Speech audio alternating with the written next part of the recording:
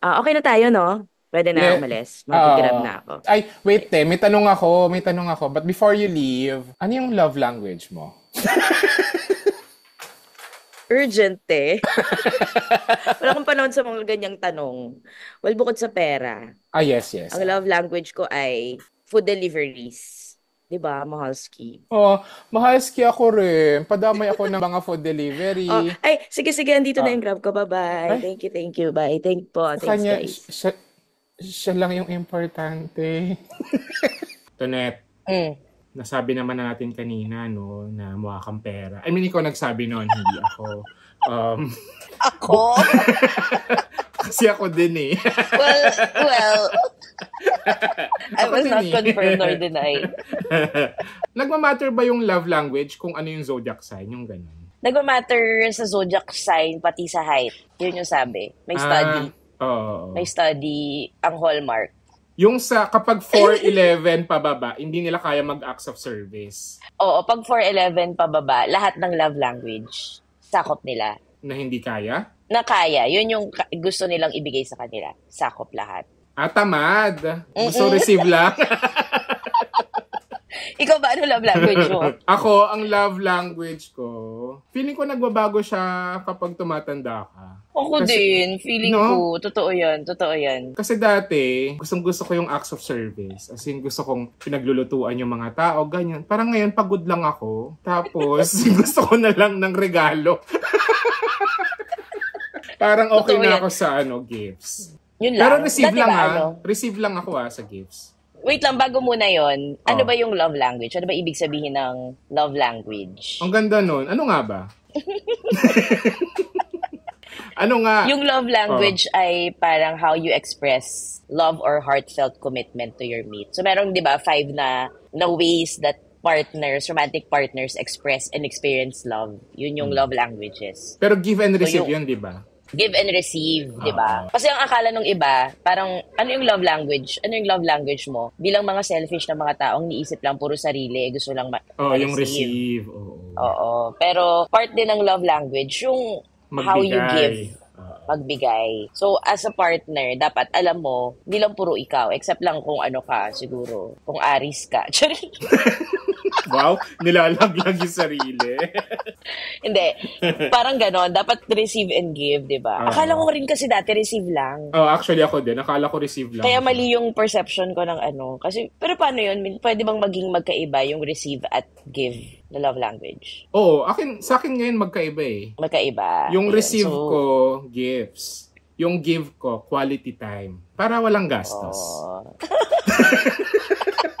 So, yung 5, words of affirmation. So, parang verbal siya, di ba? Oo. May compliments, encouragement. Siyempre, Maganda kahit hindi ba? verbal, kahit siyempre messaging, ganyan. Oo. Basta words. Giving, Oo. basta words. Tapos next, quality time. So, yung quality time, hindi lang siya parang spending time. No? Mas next level nun yung giving attention, as in undivided attention Oo, na to kayo your lang partner. talaga, ganyan. Na kayo lang talaga, yes.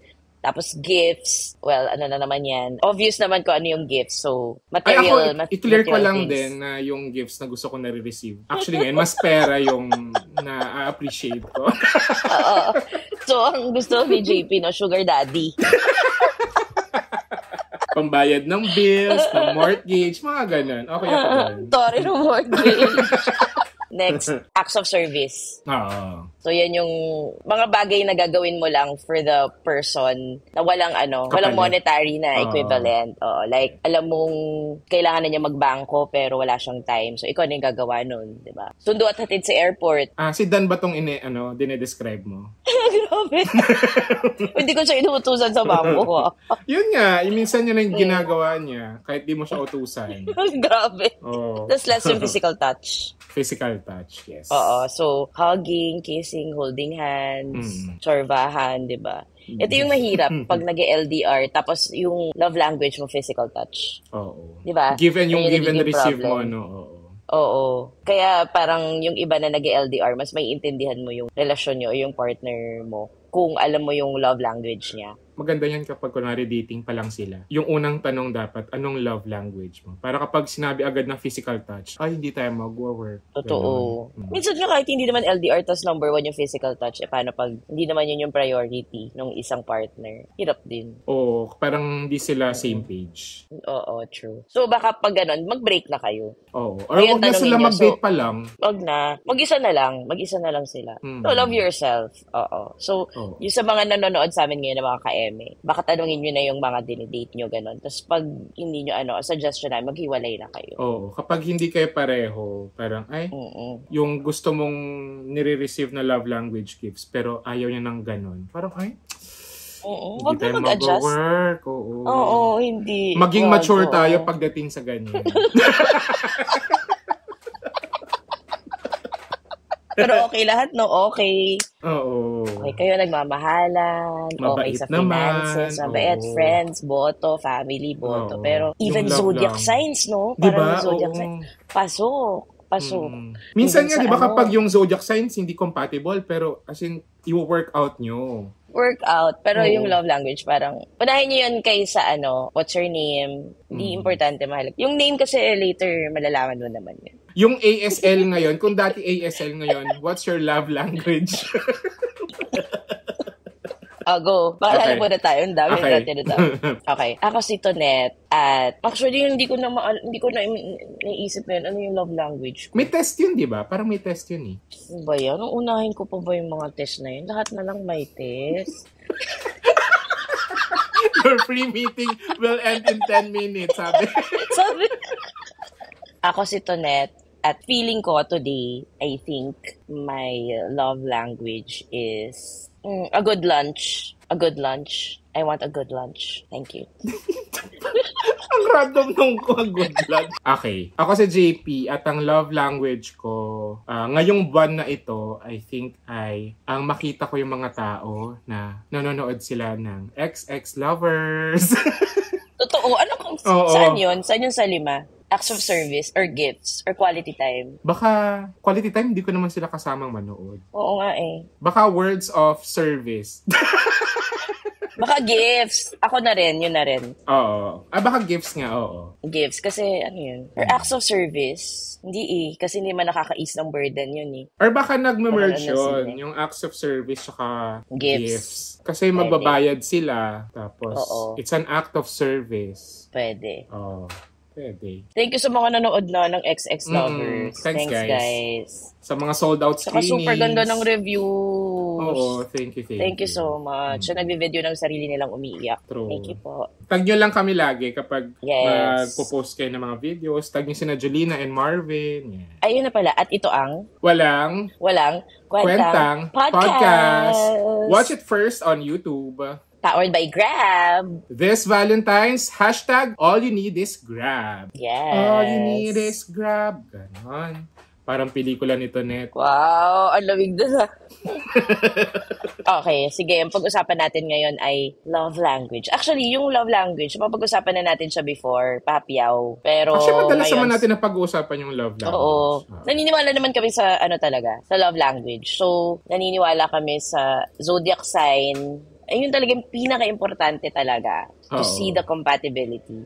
Pili is a zodiac sign. Next ay financial capacity. Yan. Next yun, financial capacity. Kapag talaga tumatanda ka, nagbabago yung standards. Kasi dati parang gusto ko ganito. Gusto ko ng Dati meron poging pa ako- jowa, magandang jowa, ganyan. Dati meron pa akong may listahan pa ako. Gusto ko sculptor. Huh? Tsaka glassmaker. Yung nag-ano ng glass. Oo, sa Nung Venice. college ganyan. ako, may isa akong na parang gusto ko sculptor. Kung hindi sculptor, glassmaker. Saan galing yun? Di ko na alam. Gusto ko talaga sculptor. Tsaka gusto ko yung nag-ano ng glass. Oo. Even before pa, parang na-amaze ako. Tapos parang gusto ko gano'n na jowa. Ano nangyari? Then Dan came along. Nasa paete nga ngayon si Dan. Ay, talaga ba? Oo. Joke lang. Malay ko. Para mag-ukit. Mag-ukit na baka santo. Anyway, so dati, Parang sasabihin mo, hindi naman mahalaga kung kung mayaman siya, 'di ba? Or kung may trabaho siya kasi kaya naman parang love will keep us alive, 'di ba? When we're hungry, love will Di keep yan us alive. Ganon. Matanda ka, tapos parang napapansin mo, parang ako na lang 'to. Nagiging mahalaga yung financial capacity. Mahalaga yun.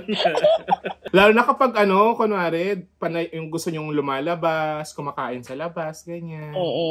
Paano? Love will keep us alive. Oo. Okay lang naman yung kunyari, kumakain sa labas. Kasi kunyari, dati nagka-rule kami na kung sino nag-aaya, siya magbayad.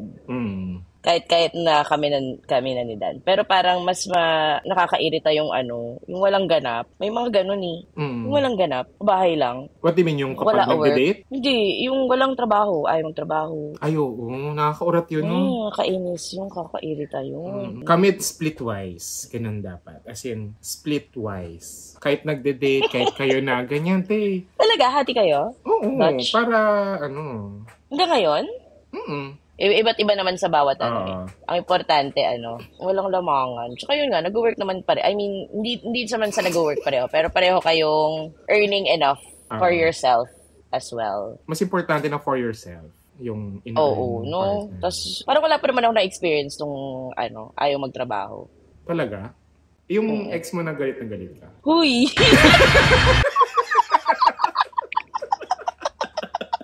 Walang gano'n. Kasi nung kami pa, mas siya, mayaman siya sa akin. Ikaw pala yung walang ganap. Uy, may ganap ako kaya nga dati kapag ayokong, dahil nga konti na yung kinikita ko dati, ayokong kumakain sa mamahalin. Fast food. Kasi dati ang rule namin, kalahati. Kasi ganun pa nga yung ko dati. Parang kahit na kaya magbayad ng isa ng mas malaki, hindi, hati. So, hati tayo, fast food, hati. Dati hanggang sentavo kasi dati di ba may mga 25 cents pa. Hanggang sentavo di ba dati sa UP, mga 4.75, 4 pesos 75 cents. Wala, hatiin pa namin yung 75 cents. Ang hirap. Ganon ako sa pera dati.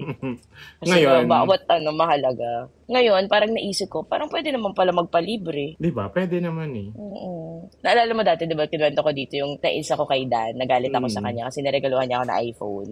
Tapos parang ngayon, nasisira na kasi yung iPhone ko. Oo, yung camera ng iPhone nito, parang merong astigmatism. Oo, parang lalabas si God anytime. Yung kahit anong punas na niya. Nangyari. So, ngayon, isira ng iPhone. Kaya pa lang to, 2 years pa lang yata. Tapos, naisip ko, bibili ba ako ng bagos? Parang, ibahin ko na kaya yung mentality ko. Okay na rin, bigyan ako ni Dan ng iPhone. Pinaparinggan mo ba siya? Or hindi naman. Diretsong humihingi ka? Kasi itong iPhone ko, si Dan nagbigay niya. Oh my God! Ang tawag dyan, abuso. Hindi ko siya pinapabilhan. Binibilhan niya lang ako. Hindi ako bibili ng ganun Bakit mo ngayon kinikwento to? Kasi for sure maririnig to ni Dan, mapapakinggan niya. Baka mas na lang. Kasi yung kahapon, medyo nabagsak ko yung laptop ko. Ay, parang baka... pamahal ng pamahal yung Hindi, yung sa akin, kasi nga dati, siguro medyo matagal ko tong acts of service, as in giving, is na love language, acts of service nga. So gusto ko talagang nagluluto, gusto kong pinaglulutuan, ganyan. Tapos, mga ilang beses yon na kapag meron ako nagugustuhan, pinaglulutuan ko, ganyan, pinadadalan ko ng pagkain. Tapos, hindi naman nila ako mahal.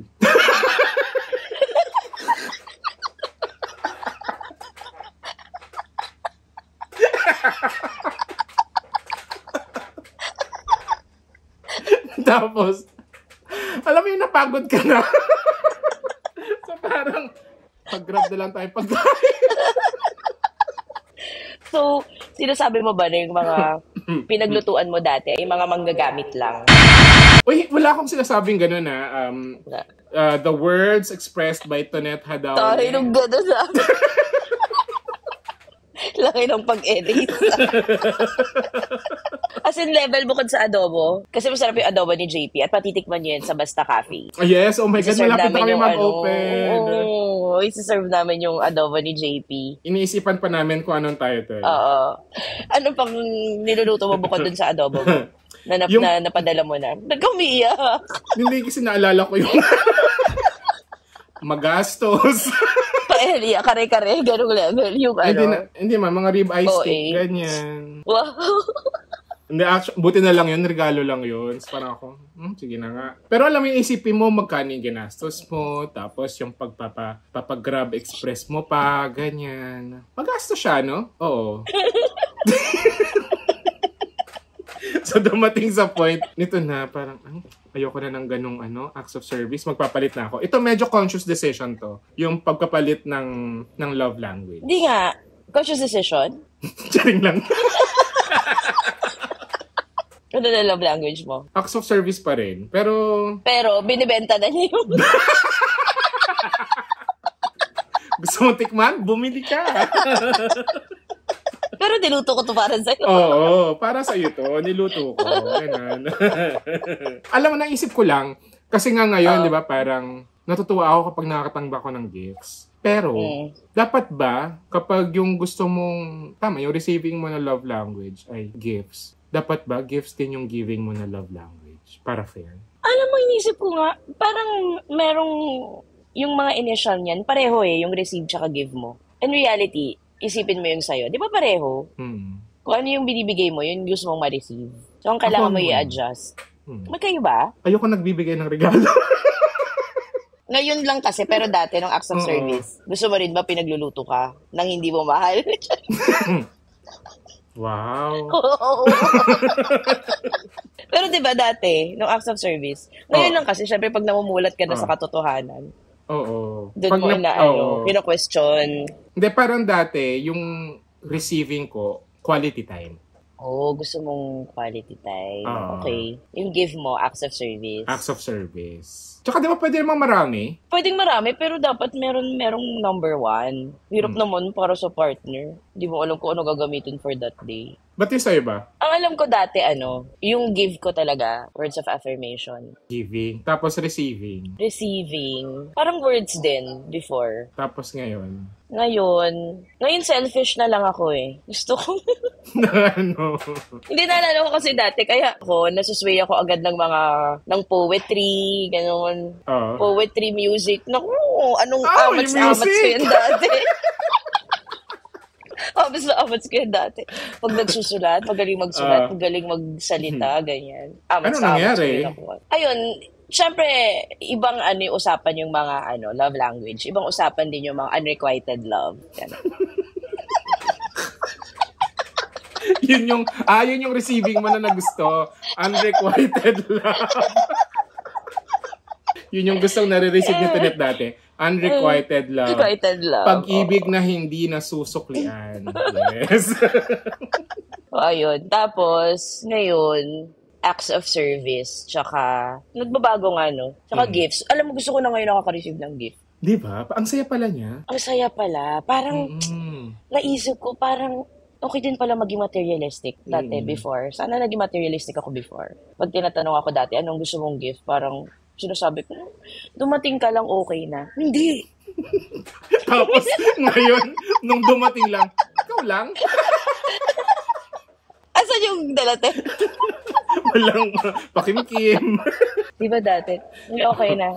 Dumating ka lang, masaya na ako. Bakit?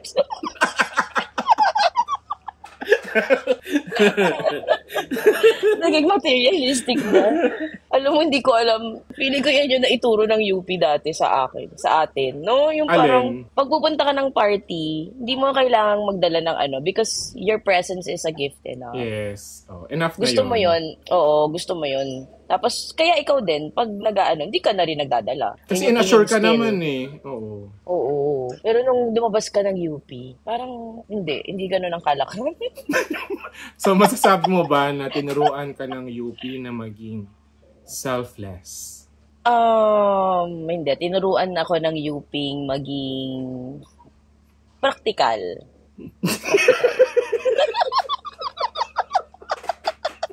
Tama. I think tama. Diba? Hindi sa pagiging selfless, magko-commute ka ng bus, papuntang Cavite, may dala-dala kang malaking love language. Di ba nagpauso nito? Ang nagpauso daw ng love language ay si It is a 1992 non-fiction book by Pastor Gary Chapman. Anong surname niya? Chapman. Chapman? Oo. Hindi ko alam kung kaanoan niya si Tracy Chapman. Check natin anong date niya. Ay, anong... January 10. January 10. Ano yun? Anong zodiac sign ng January 10? Capricorn? Capricorn ba yun? Kala ko Scorpio siya. Alam natin na Scorpio, November yan, mga inano ng February. Capricorn siya. Kaya pag Valentine's Day, be safe. Be safe talaga pag February. Huwag na nating dagdagan yung mga Scorpio. Oo. Feeling ko dapat kapag Feb, bawal. Siguro maibahin na natin na kapag Valentine's. Or pwedeng i-move natin siguro yung month ng Valentine's. Oo. Para konti na lang. Huwag na, tama na yung Scorpio. Hindi na siya nakakatulong sa atin. Pag dumating.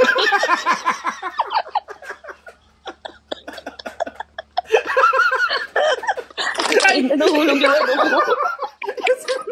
Okay, speaking of love language, especially kung ang love language ng partner mo ay receiving gifts.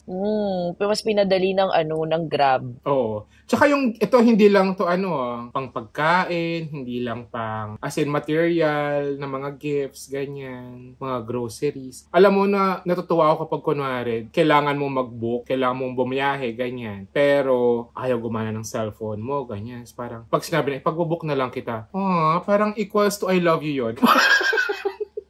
Pinakitaan lang na kabutihan. Pinakitaan ng konting kabutihan. Kapag merong nagbubuk kay JP ng Grab, para si JP, paglulutuan ko na to ng adobo.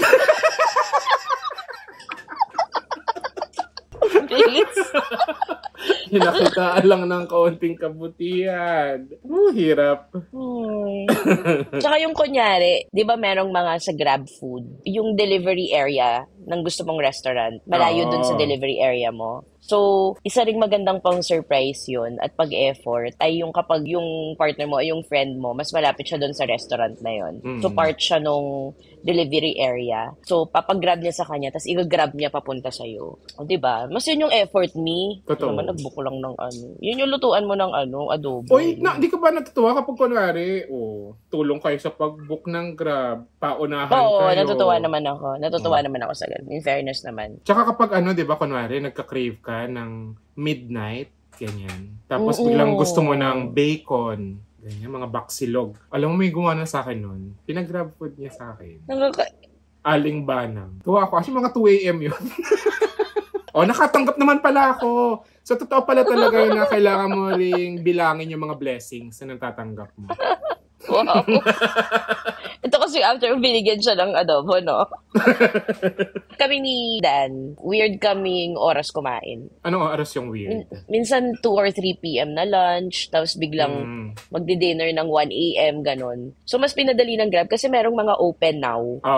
Oo, kung ano yung open now. Tapos, kung ano talaga yung kinikrave mo. Tapos, dahil nga yung mga favorite restaurants natin, nasa Grab na. Especially pag Valentine's Day, na sobrang nakaka-stress yung traffic, parking, pupunta ka sa mall, pupunta ka dun sa restaurant. Kunyari, 8 p.m. yung reservation, dapat 6 p.m. umaalis ka na ganyan. So, dahil nga ang daming restaurants na nasa Grab food, pwede you can opt to stay at home and have your dinner date at home. Tapos papag-grab nyo na lang yung pagkain na favorite nyo. Tapos, ginagawa namin yun. Lalagyan pa rin namin ng magandang presentation, plating, ganyan. Para may feeling na lumabas ka pa rin kahit tinamad kayo lumabas. Meron nakita mo ba yan sa Grab? Parang nung end of 2024 ata yun. Or parang year-end. Meron silang rin. Parang yung sa Spotify, na parang yung restaurant na... Nakita mo yung gano'n. Oo. Meron. Yung sa akin nun, JT's tsaka Lao Taipei. Ano Lao Taipei? Taiwanese food. Try mo. Talaga? Tsaka ang bilis, parang never nag-fail yun sa Grab na kapag nag-order kami ng Lao Taipei. Kasi mainit pa, kasi fresh pa yung pagkakaluto. Sinasabi mo ba? Well, sa bagay, yung iba kang mga food. Totoo. Tsaka yung McDo minsan, kapag mga late night cravings ng McDo, yung mga fries, crispy pa. Kasi di ba dati, hindi naman ganun ka, yung mga delivery, mga food delivery. Totoo. Lasog-lasog na yung fries, ganyan. Totoo. Tsaka din, dahil nga merong mga ratings, yun yung isang okay sa Grab food. So, hindi lang mga Grab car and Grab taxi may rating, pero pati yung mga restaurants. So, dahil nakikita mo yung ratings, meron ka ng idea kung paano yung service nila. Tapos minsan, may mga comments din doon tungkol sa mga restaurant. Pero ang okay doon, parang yung experience ng iba, nabibigay na sa'yo yung experience ng mga dating nag-try na ng restaurant na yun. Tsaka nakalagay din doon, di ba, kung mahal, yung mga $1 sign, $2 sign. Peso sign, oo. Ay, true. Peso ba nakalagay Peso. o dollar? Yen.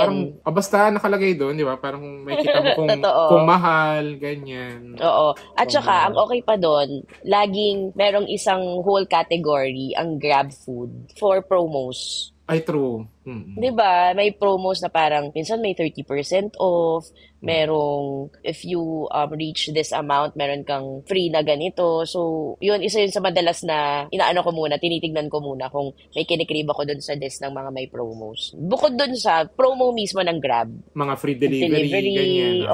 Naka-free delivery ako na unlimited. True. Ibabayaran Same. mo per month. Tsaka mura lang, parang 49 pesos lang ata yun per month eh. Oo, parang sobrang sulit. Lalo kung pala-deliver ka. Totoo. Tsaka, lalo na ngayon, kapag kunwari, kayong magjowa, pagod na kayong magluto pareho, diba? Grab. True. Tapos bukod sa food, through Grab Mart din, kapag merong mga something na kailangan yung partner mo, for example, kunyari, alam mo nagre-review siya, tapos may kailangan siyang, for example, charger, kailangan niya, pwede kang maghanap sa Grab Mart. Or, kunyari, mag-isa lang yung partner mo, yung jowa mo, nagluluto siya ng something, nakulangan siya ng dahon ng laurel. Charing. Talagang adobo. Meron sa Grab Mart.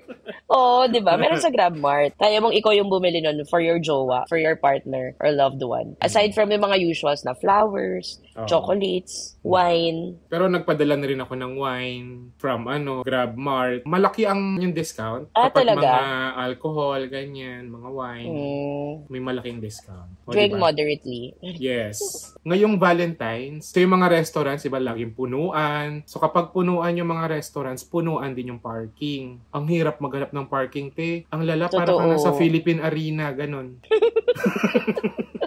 Hindi, ako, may kotse ako, di ba? Nagda-drive ako. Pero kapag alam kong malala yung parking, as in yung hahanap ka ng parking sa malayo, tapos umuulan, maglalakad ka pa, nag-grab na lang ako. Ang hassle kasi. Parang feeling ko, yung sa akin kasi yung driving for me, hindi ko siya like. Hindi ko siya gusto. Kaya, hindi ko gusto nagda-drive. Hindi ko gusto nagda-drive. Parang kahit may kotse ako, nagda-drive ako pag wala na talagang choice. Or kunyari malapit lang, or Sunday, yan, favorite ko yan, or madaling araw. Pero yung traffic talaga, feeling ko pag nagdadrive ko, sumasama yung ugali ko. Huh? Parang... Kapag nagdadrive lang? So, feeling ko isa yun sa mga bet kong love language yung pinapag-drive ako. So, ilang beses ka nang nag-I love you sa mga Grab driver? speaking of yung mga ride booking service ng Grab, bet na bet kong nag-Grab, especially kapag marami akong iniisip. Ayoko nagda-drive na marami akong iniisip. Feeling ko hindi tama yung disposition ko to drive in Manila traffic. So kapag madami akong iniisip, pinipili kong mag-Grab. Para yung time ko na nasa Grab, parang yun yung relax time. Pero nag-work pa rin ako habang nasa Grab. May option sa Grab, di ba? Yung gusto mo ng silence, ng peaceful ride, may ganon. True. Nakwento ko ba sa'yo na di ba, inon ko yon yung silence, parang... Go, kwento mo. Silent, this is going to be a silent ride. So, automatic yun masisend dun sa driver. Tapos, yung driver, nag-reply sa akin. Sinad niya rin yun. This is a silent ride. Okay. The feeling is mutual. Kala mo, ikaw lang may kaya. Huwag mo ko matatanong kung ako yung pasahero mo. Totoo ba to? Ba't pati ako? Patol. Tapos, ngayong Valentine's season, check nyo lang yung Grab nyo kasi ang daming Valentine's Day promos na available. Mga promo, ang dami. Oo, yung mga deals na yon, pwede kayong makatipid, can save you money. Tapos, aside from pagtitipid, nakaka-add ng something special than your usual dinner. Tsaka convenience. Ang True. laking bagay nun. Yung parang gets naman na syempre Valentine's Day, okay, araw ng mga puso. Pero hindi naman dahil araw ng mga puso ay hindi na tayo dapat magtrabaho. Wala naman tayong mga assistant na pwedeng mag-book ng mga ganyan for us. So parang habang nag-work tayo, Grab can be that middleman na pagagaanin yung yung life mo. At yung papagandahin yung date night. Tsaka sa totoo sa Grab, hindi kailangan ng Valentine's Day for the date night. Totoo. Ako, hindi talaga ako fan ng Valentine's. As in, na-stress ako kapag yung sobrang traffic. Tapos, kunwari, weekday pumatak. Kunwari, Tuesday or Thursday. Sobrang traffic, di ba? Ganyan. Di mas lalo na kapag, pumatak siya ng weekend. Ito, this year, pumatak. Weekend payday, Friday. di ba? Oo. Oo. Kaya talagang Totoo. bahay lang ako. Tapos doon lang kami magluluto. Doon kami, sabay kami kakain. Ganyan. Oo. Diba? Convenient. Yung give ko, quality time. Para walang gastos. Pag tumatanda ka, ayaw mo na ng hassle, ayaw mo na ng Ayun na. Di ba dati Oo. parang, shit, mag-e-effort na magbibihis, ganyan. Nag-effort siya, mag-reserve, ganyan. Pero ngayon parang, mas inalala niya ako kasi ayaw niya akong mapagod. Dito lang kami sa bahay, di Dito pa kami lang kami naliligo. sa bahay. Okay lang.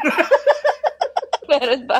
Favorite ko pa sa Grab, yung lagi chine-check yung cutlery. Oo.